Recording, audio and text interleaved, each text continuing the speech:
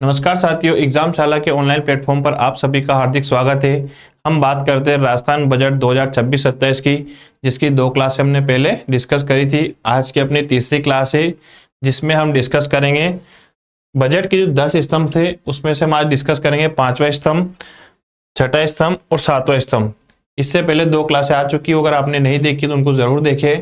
और अभी तक आपने चैनल को सब्सक्राइब नहीं किया है, चैनल को सब्सक्राइब करें और इस क्लास को अधिक से अधिक शेयर करें। आइए शुरू करते हैं आपकी क्लास। देखो, पहले जो 10 स्तंभ थे उनमें से हमने पहला स्तंभ अवसंरचना का विस्तार, दूसरा स्तंभ नागरिक सुविधाओं से गुणवत्तायुक्त जीवन स्तर में वृद्धि, तीसरा स्तंभ औद्योगिक विकास एवं निवेश को प्रोत्साहन और चौथा स्तंभ मानव संसाधन का सशक्तिकरण, युवा विकास एवं कल्याण। ये 4 स्तंभ हम डिस्कस कर चुके हैं। आज की क्लास में हम डिस्कस करेंगे 5वां स्तंभ सुदृढ़ सामाजिक सुरक्षा प्रणाली, 6ठा स्तंभ पर्यटन कला एवं सांस्कृतिक धरोहर और 7वां स्तंभ है सुशासन एवं डिजिटल परिवर्तन। ये 3 स्तंभ आज हम डिस्कस करेंगे, बाकी फिर नेक्स्ट क्लास में डिस्कस करेंगे। तो 5वां स्तंभ है सुदृढ़ सामाजिक सुरक्षा प्रणाली। कौन सा? सुदृढ़ सामाजिक सुरक्षा प्रणाली। सुदृढ़ सामाजिक सुरक्षा प्रणाली हम डिस्कस करेंगे।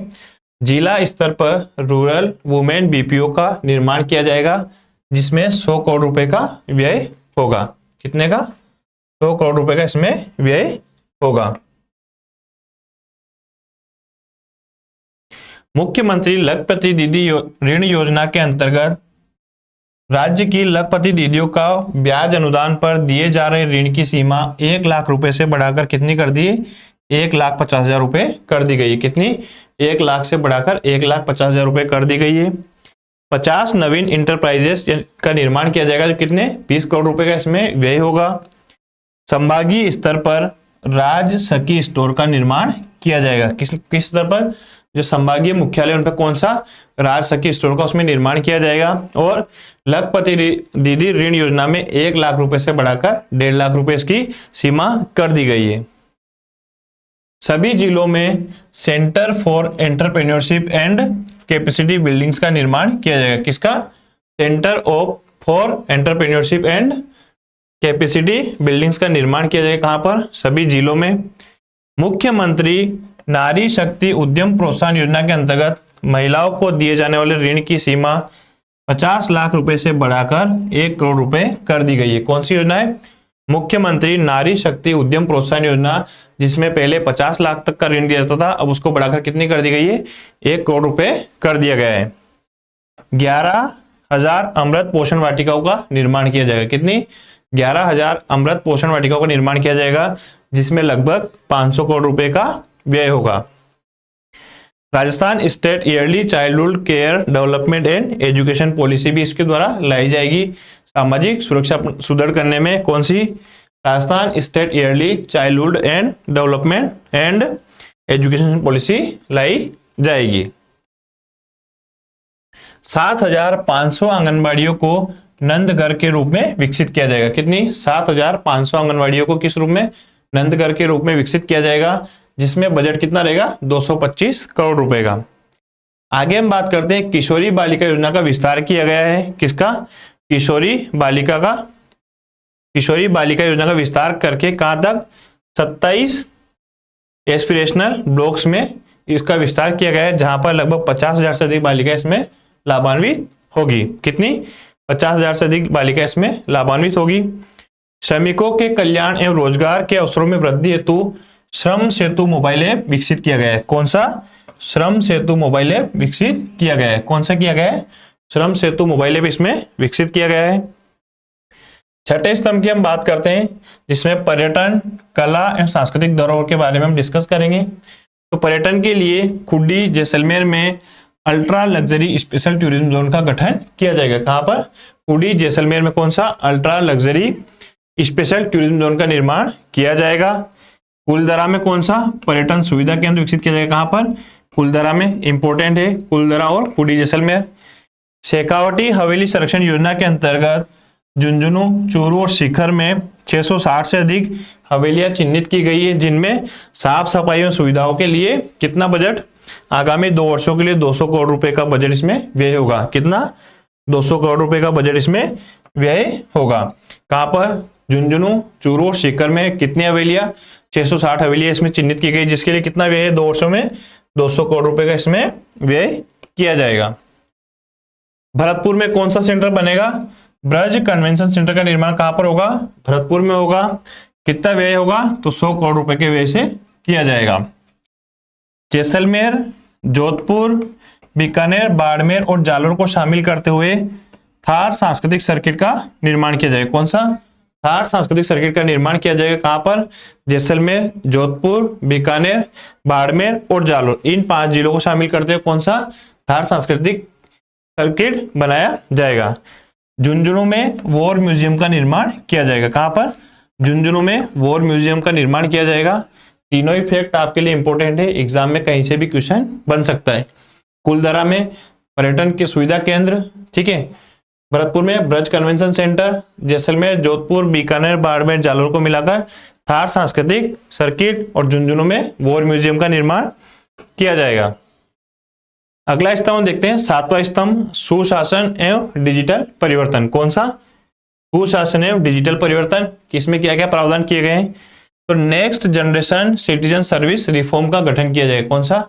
नेक्स्ट जनरेशन सिटीजन रिफॉर्म का गठन किया जाएगा। नगरीय निकायों में स्मार्ट सेवा केंद्र बनाए जाएंगे। कहां पर? जो भी नगरीय निकायों सब में क्या किया जाएगा? स्मार्ट सेवा केंद्रों का निर्माण किया जाएगा।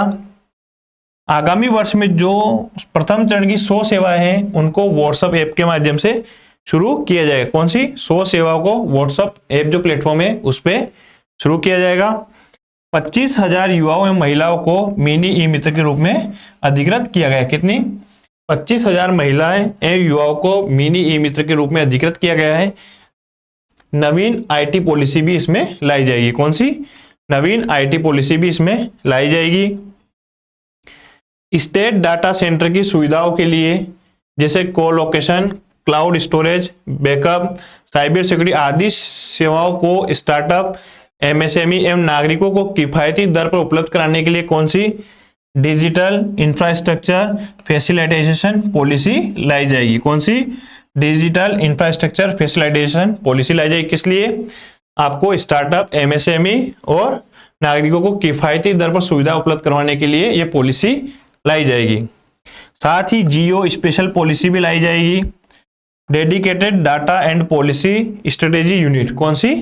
Dedicated data and policy strategy unit कौन सी है? सीएम प्रमाण। क्या है? सीएम प्रमाण, जिसकी फुल फॉर्म है policy research and analytics for measurable action and nexus. इसकी फुल फॉर्म है। किस लिए है? सीएम प्रमाण। Dedicated data and policy strategy unit कौन सी है? सीएम प्रमाण। याद रखना है आपको। नेक्स्ट जनरेशन रिफॉर्म के लिए राजस्थान जन विश्वास अधिनियम 2.0 लाया जाएगा। कौन सा? जन विश्वास अधिनियम 2.0। किस लिए? नेक्स्ट जनरेशन रिफॉर्म के लिए। Drone policy, state drone cell का गठन कर एआई बेस्ड डाटा रिपोजिटरी। कौन सी? Drone policy state drone cell का गठन किया। किस लिए? एआई बेस्ड डाटा के लिए रिपोजिटरी रहेगा। कौन? State drone cell. Marudhara Rajbhumi digital atlas जारी किया जाएगा। कौन सा? मरुधरा राजभूमि डिजिटल एटलस जारी किया जाएगा। निर्माण व विस्तार संबंधी कार्यों की समयबद्ध व निष्पक्ष गुणवत्तापूर्ण जांच के लिए थर्ड पार्टी द्वारा संचालित सेंट्रलाइज्ड क्वालिटी कंट्रोल लैब्स का निर्माण किया जाएगा। कौन सी? सेंट्रलाइज्ड क्वालिटी कंट्रोल लैब का निर्माण किया जाएगा। किस लिए? जो भी निर्माण और विस्तार संबंधी कार्य होती है उनकी समयबद्ध और निष्पक्षता से उनकी जांच हो सके, इसलिए कौन सा? सेंट्रलाइज्ड क्वालिटी कंट्रोल लैब्स का गठन किया जाएगा। Deregulation and business reform 2.0 deregulation cell का गठन किया जाएगा। कौन सी? डी रेगुलेशन सेल का गठन किया जाएगा। साइबर अपराधों पर नियंत्रण एवं रोकथाम के लिए कौन सी? Rajasthan cyber crime control centre की स्थापना की जाएगी। किसकी? Rajasthan cyber crime control centre की स्थापना की जाएगी। कर्मचारियों के समग्र कल्याण हेतु सैलरी अकाउंट पैकेज का गठन किया जाएगा। कौन सा? Salary account package. किस लिए? कर्मचारियों के समग्र कल्याण हेतु। मुख्यमंत्री शिशु वात्सल्य सदन का निर्माण किया जाएगा। कौन सा? मुख्यमंत्री शिशु वात्सल्य सदन का निर्माण किया जाएगा। और पंचायती राज संस्थाओं को स्टेट पंचायती राज अवार्ड से भी सम्मानित किया जाएगा। कौन सी? पंचायती राज संस्थाओं को स्टेट पंचायती राज अवार्ड से सम्मानित किया जाएगा। इस प्रकार से हमने 5वां चरण, 6ठा चरण और 7वें चरण को डिस्कस किया है। इससे पहले हमने पहला चरण, दूसरा चरण और तीसरा चरण और चौथा चरण डिस्कस किया था। आगे के चरण हम नेक्स्ट क्लास में डिस्कस करेंगे। अभी तक आपने चैनल को सब्सक्राइब नहीं किया है, चैनल को सब्सक्राइब करें और इस वीडियो को अधिक से अधिक शेयर करें। इस क्लास की पीडीएफ के लिए आप टेलीग्राम चैनल ज्वाइन कर सकते हैं, जिसका लिंक डिस्क्रिप्शन में दिया हुआ है। साथ ही आप टेलीग्राम पे सर्च करके एग्जामशाला के नाम से भी ज्वाइन कर सकते हैं। धन्यवाद।